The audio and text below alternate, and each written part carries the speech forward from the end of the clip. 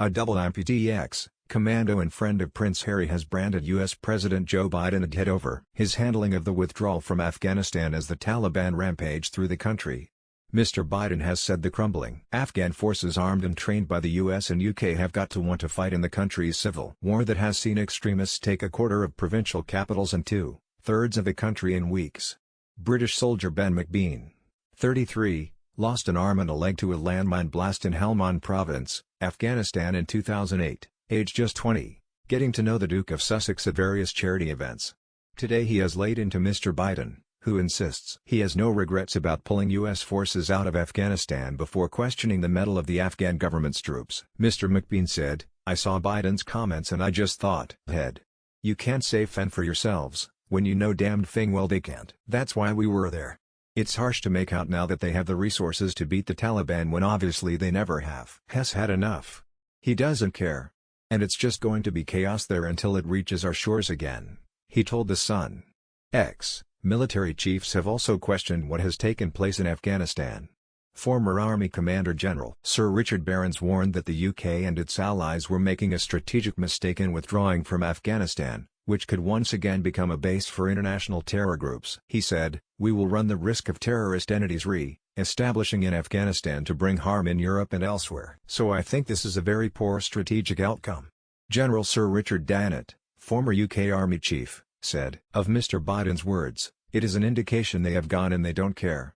The Taliban advance, which has taken a series of cities in quick succession, comes as President Joe Biden has ordered all U.S. troops out of the country by the end of the month. The militants are now battling the Western-backed government for control of several other provinces. While the capital Kabul has not been directly threatened by the advance, the Taliban offensive continues to stretch Afghan security forces now largely fighting against the insurgents on their own. Despite a 20-year Western military mission and billions of dollars spent training and shoring up Afghan troops, regular forces have collapsed, fleeing the battle sometimes by the hundreds.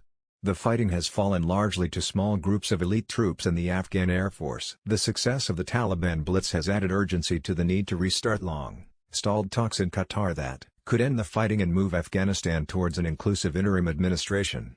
The insurgents have so far refused to return to the negotiating table. Tens of thousands of people have fled their homes in the country's north to escape battles that have overwhelmed their towns and villages. Families have flowed into the capital Kabul, living in parks and streets with little food or water. Ben McBean was, while in hospital recovering, that he decided to run the marathon as a disabled athlete, and completed one in 2009, but by chance, the father of two was flown home on the same flight in 2008, which brought Prince Harry back to the UK. The Duke of Sussex later said the ex-Marine was a hero, after learning that he had lost his left arm and right leg in the Ide blast. Doctors had feared Mr. McBean might die from his injuries, but the former commando recovered and now has a prosthetic leg. In 2014, Prince Harry again cheered him on as he completed a grueling 31-mile run on behalf of the Poppy Appeal through London. The appearance was a surprise to the ex-Marine, who had designed the route using a smartphone app to look like a Royal British Legion poppy. The Taliban has taken yet another city from beleaguered and bloodied Afghan forces as the Islamists slowly tighten the noose on the capital. Kabul, Ghazni, capital of a province that bears the same name, was the latest to fall, with Taliban fighters filming themselves strolling through the city center on Thursday morning. Large numbers of soldiers were killed and dozens more surrendered, a Taliban spokesman said. The city is located just 80 miles south of the capital Kabul and straddles the main road heading south. The Taliban already controls the main highway heading north after capturing Pul-e-Khumri earlier this week, meaning the two main routes into and out of the city are now effectively closed. Meanwhile, fighting has ramped up in Lashkargah, capital of Helmand Province, and Kandahar, capital of Kandahar Province, which appear on the brink of falling into Taliban hands. The Taliban is now thought to control two-thirds of the country, with the government in retreat in almost every region except Kabul, which is one of the only cities not yet under direct attack. The jihadists said Lashkargah briefly fell into their hands on Wednesday, but later revised to say that fighting is still ongoing and the city is not fully under their control.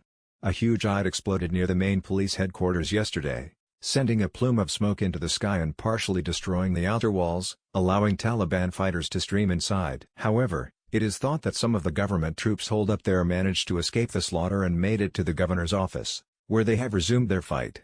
Nasim Niazi, a lawmaker from Helmand, said she believed the Taliban attack killed and wounded security force members, but she had no casualty breakdown. Another suicide car bombing targeted the provincial prison, but the government still held it, she said. In Kandahar, the Taliban claimed to have captured the city's prison on Wednesday, freeing hundreds of inmates, which including some of its own fighters, who have now rejoined the ranks as reinforcements.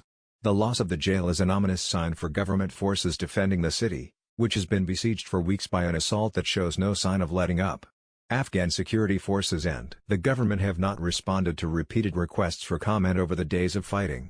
However, President Ashraf Ghani is trying to rally a counter-offensive relying on his country's special forces, the militias of warlords and American air power ahead of the US and NATO withdrawal at the end of the month. He was in the city of Mazar-i-Sharif, in the country's traditionally anti-Taliban northern strongholds, on Wednesday in an attempt to rally his men as jihadists approached its outskirts with a major offensive expected soon. While Kabul itself has not been directly threatened in the advance, the stunning speed of the offensive raises questions of how long the Afghan government can maintain control of the slivers of the country it has left. The government may eventually be forced to pull back to defend the capital and just a few other cities as thousands displaced by the fighting fled to Kabul and now live in open fields and parks. With the Afghan air power limited and in disarray, the U.S. Air Force is believed to be carrying out some series of strikes to support Afghan forces.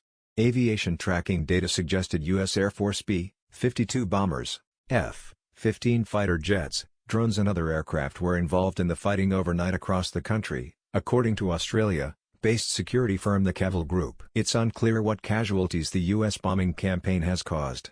The U.S. Air Force's Central Command, based in Qatar, did not immediately respond to a request for comment Thursday.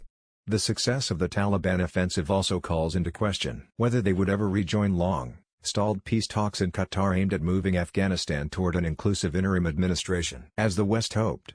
Instead, the Taliban appears to aim to seize power by force, or the country could splinter into factional fighting like it did after the Soviet withdrawal in 1989. In Doha, U.S. envoy Zalmay Khalilzad has met with diplomats from China, Pakistan and Russia in an effort to as a group warn the Taliban they could again be considered international pariahs if they continue their offensive, State Department spokesman Ned Price said. Khalilzad also plans to meet with Afghan government and Taliban officials as the fighting goes on without a sign of it abating. The multiple battlefronts have stretched the government's special operations forces, while regular troops have often fled the battlefield, and the violence has pushed thousands of civilians to seek safety in the capital. The latest U.S. military intelligence assessment is that Kabul could come under insurgent pressure within 30 days and that if current trends hold, the Taliban could gain full control of the country within a couple of months.